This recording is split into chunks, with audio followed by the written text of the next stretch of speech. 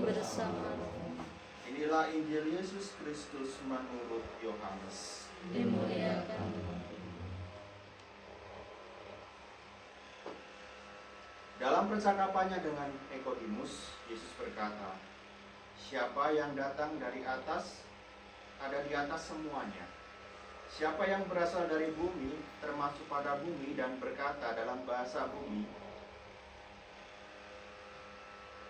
Siapa yang datang dari surga, ada di atas semua. Ia memberi kesaksian tentang apa yang dilihatnya dan yang didengarnya, tetapi tak seorang pun menerima kesaksiannya itu. Siapa yang menerima kesaksiannya, ia mengakui bahwa Allah adalah benar. Sebab siapa yang diutus Allah, dialah yang menyampaikan firman Allah, karena Allah mengaruniakan Roh-Nya dengan tidak terbatas. Bapa mengasihi anak dan telah menyerahkan segala sesuatu kepadanya.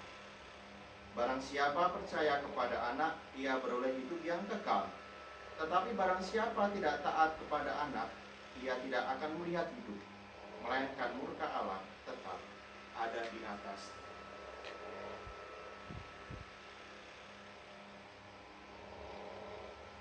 Berbahagialah orang yang mendengarkan sabda Tuhan dan tekun melaksanakannya.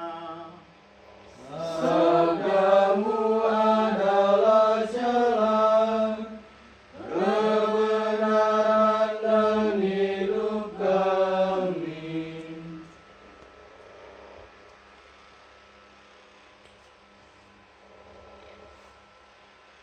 Jangankan memahami atau meresapi, mengetahui mengenai surga atau bahasa surga, sebagian besar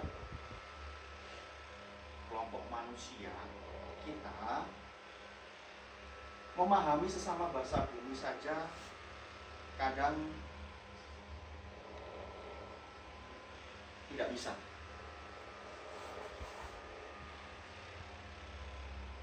Pandemik COVID-19 dapat menjadi cermin bagi kita. Bagaimana di akar rumput, kita beristilah awam, sangat sulit menerima sebuah keputusan yang berujung pada solusi, yaitu contoh, tidak bersalaman, tidak berkumpul, guna kebaikan bersama. Ditambah lagi sekarang pembatasan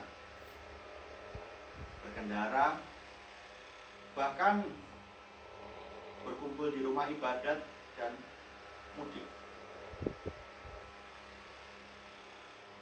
Bagi sebagian orang yang tidak mau memahami, atau bahasa singkatnya adalah seperti ini.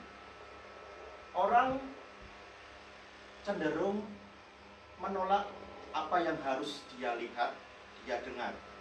Tetapi orang cenderung memilih apa yang ingin dia lihat dan ingin dia dengar.